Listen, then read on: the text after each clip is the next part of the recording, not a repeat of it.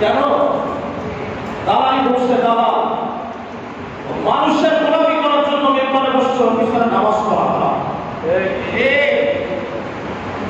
যে মেম্বারের বসে হকের কথা বলতে পারে না ওর পিছনে নামাজ পড়া কি করে